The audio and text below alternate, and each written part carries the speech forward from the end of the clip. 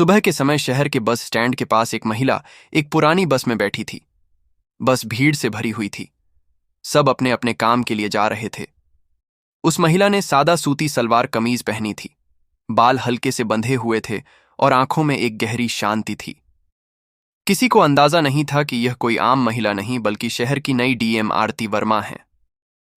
आरती वर्मा कुछ दिनों पहले ही जिले में ट्रांसफर होकर आई थी। उन्होंने सुना था कि उनके जिले में परिवहन विभाग में भारी भ्रष्टाचार है। ड्राइवरों से जबरन पैसे वसूले जाते हैं। चालान के नाम पर उन्हें धमकाया जाता है। आज आरती बिना बताए आम जनता की तरह खुद उस हालात को देखने निकली थी। बस धीरे धीरे हाईवे की ओर बढ़ रही थी। कंडक्टर टिकट काट रहा था। मैडम, कहां तक जाना है? आरती मुस्कुराई। थोड़ा आगे चौराहा तक।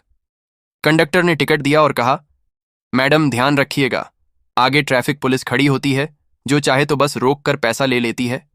नियम मानो या ना मानो, पैसे तो देने ही पड़ते हैं। आरती ने मन ही मन सोचा, क्या सच में इतना बुरा हाल है? कुछ देर बाद आगे एक बैरियर नजर आया। सड़क पर कुछ पुलिस वाले खड़े थे। उनमें से एक सब इंस्पेक्टर राजेंद्र चौहान, जो अपने इलाके में खौफ और रिश्वत दोनों के लिए मशहूर था। बस आते ही उसने लाठी से इशारा किया। ओए बस, रुक। क्या फ्री में पेट्रोल जलाते हैं क्या? बस ड्राइवर डरते हुए बोला, साहब मैंने कोई गलती नहीं की। राजेंद्र गरजते हुए बोला, मुझे सिखाएगा तू कानून? जल्दी से आर्ज 8,000 निकाल, वरना बस सीज। बस में बैठे सब लोग खामोश थे। किसी में हिम्मत नहीं थी कुछ कहने की। ड्राइवर ने डरते हुए जेब से कुछ पैसे निकाल कर दिए। आरती ने सब देखा। उसकी आंखों में गुस्सा था, लेकिन चेहरा बिल्कुल शांत। राजेंद्र ने हंसते हुए कहा, चलो आप भागो यहां से। बस आगे बढ़ी। आरती ने ड्राइवर से पूछा, यह रोज होता है क्या? ड्राइवर ने आह भरी, मैडम रोज नहीं, दिन में 3 बार तक भी हो जाता है। कभी सिपाही रोकता है, कभी इंस्पेक्टर। अगर पैसा ना दो तो कहते हैं बस जब्त कर देंगे, केस डाल देंगे। आरती के मन में अब कोई शक नहीं रहा। वह जान चुकी थी कि जिले के सिस्टम में षड्यंत्र गहरी है, पर आज वह खुद इसका पर्दाफाश करेंगी। बस से उतरने के बाद आरती वर्मा धीरे धीरे पास के थाने की ओर बढ़ी। थाना वही था जहां उस सब इंस्पेक्टर राजेंद्र चौहान की पोस्टिंग थी। थाने के बाहर कुछ ड्राइवर अपनी गाड़ियां खड़ी किए खड़े थे। सबके चेहरे पर डर और थकान थी। कोई कह रहा था, भाई आज फिर 200 देकर आया हूं। दूसरा बोला, साहब नहीं मानेगा, बोले 500 दो वरना गाड़ी रोक दूंगा। आरती ने एक पल के लिए आसमान की ओर देखा और मन में कहा, अब वक्त आ गया है इस अन्याय को खत्म करने का। वह सीधे थाने के अंदर गई। ड्यूटी पर बैठे सिपाही ने पूछा, कौन हो मैडम, क्या काम है? आरती ने शांत स्वर में कहा, मुझे सब इंस्पेक्टर राजेंद्र चौहान से मिलना है। सिपाही ने हंसकर कहा, साहब से मिलना इतना आसान नहीं है। पहले बताओ क्या शिकायत है? आरती बोली, एक आम नागरिक की। सिपाही ने अंदर जाकर आवाज लगाई, साहब कोई औरत आई है, आपसे मिलना चाहती है। राजेंद्र चौहान बाहर आया, हाथ में चाय का कप और मुंह में पान। वो ऊपर से नीचे तक आरती को देखकर बोला, क्यों बहन जी, क्या परेशानी है? कौन सा चालान काट दिया तुम्हारा? आरती ने जवाब दिया, किसी का चालान नहीं, लेकिन मुझे यह समझना है कि आप रोज गरीब ड्राइवरों से पैसे क्यों लेते हैं? राजेंद्र का चेहरा सख्त हो गया। तू कौन होती है मुझसे यह सवाल पूछने वाली? चल जा यहां से, वरना तुझे भी अंदर बंद कर दूंगा। कानून सिखाने आई है क्या? आरती ने धीमी मुस्कान दी और बोली, आपको पता है, बिना वजह किसी को धमकाना या पैसे मांगना कानूनन अपराध है। राजेंद्र भड़क उठा, देखो बहन जी, ज्यादा दिमाग मत लगाओ, यह थाना मेरा है, यहां वही होगा जो मैं कहूंगा, समझी? आरती ने कहा, अच्छा तो यह थाना आपका है, सरकार का नहीं? राजेंद्र ने ठहाका लगाया, सरकार का? सरकार तो फाइलों में है, असली सरकार तो मैं हूं। यहां हर गाड़ी, हर बस, हर ऑटो मेरे बिना नहीं चलती। अगर तूने ज्यादा जुबान चलाई तो तेरी भी चालान बन जाएगी, समझी? थाने में बैठे सिपाही हंसने लगे।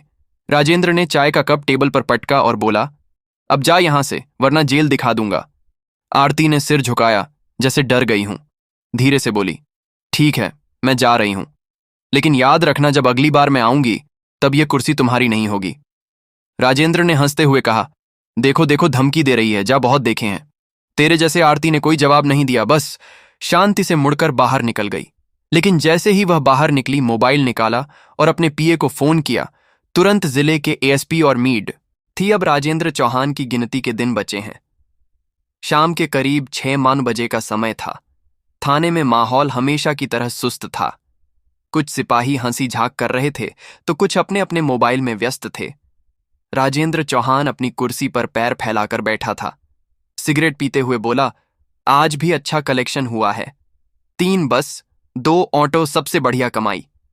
पास में बैठे हवलदार ने हंसते हुए कहा, साहब, भगवान करे ऐसा ही रोज कलेक्शन होता रहे। अभी वह बातें कर ही रहे थे कि तभी बाहर अचानक सायरन की आवाज गूंजी। सबके कान खड़े हो गए। एक गाड़ी थाने के बाहर आकर रुकी। दरवाजा खुला और कुछ अधिकारी तेजी से अंदर आए। उनके पीछे एक महिला कदम दर कदम आत्मविश्वास से बढ़ रही थी।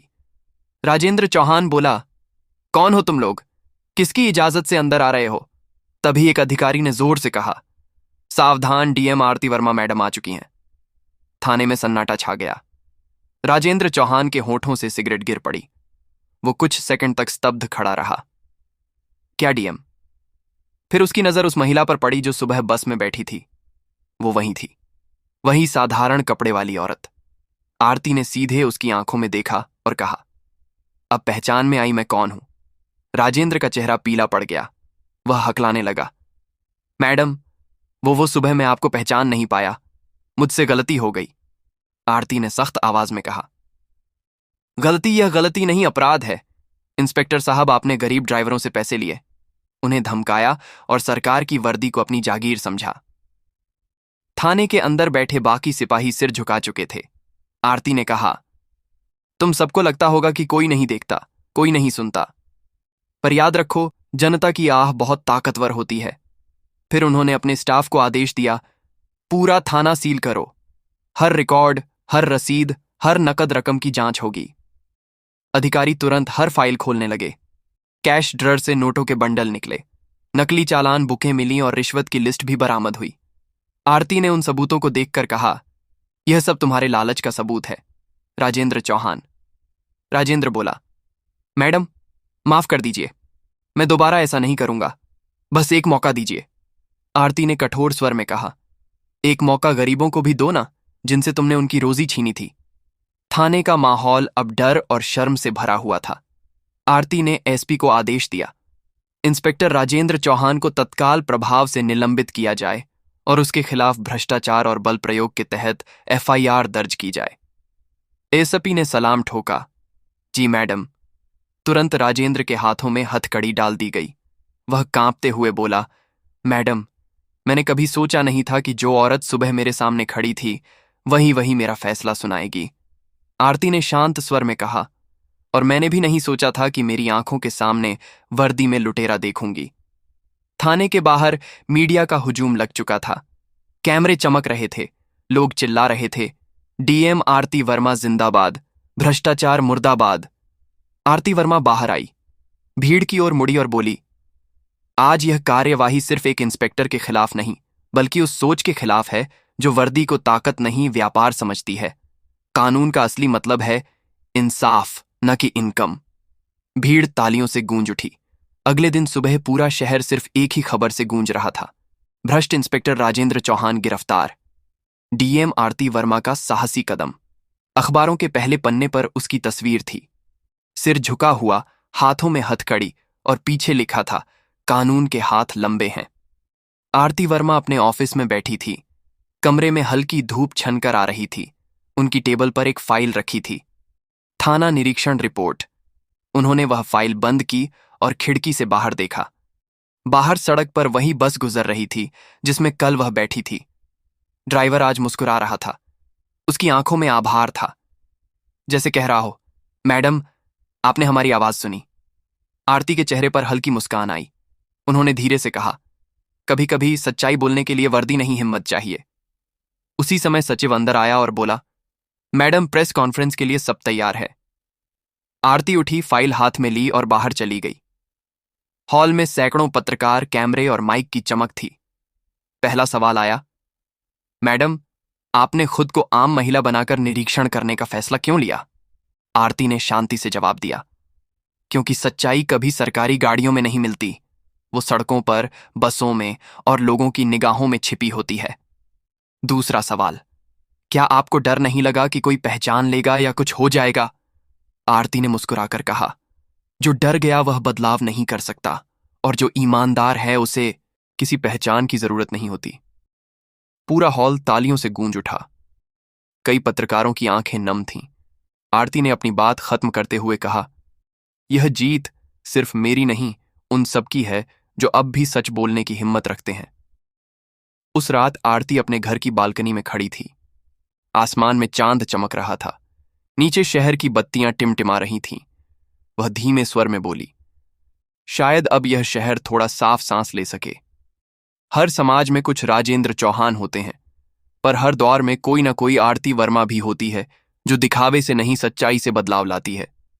कभी कभी इंसाफ चुपचाप नहीं आता, वह आवाज बनकर गूंज उठता है।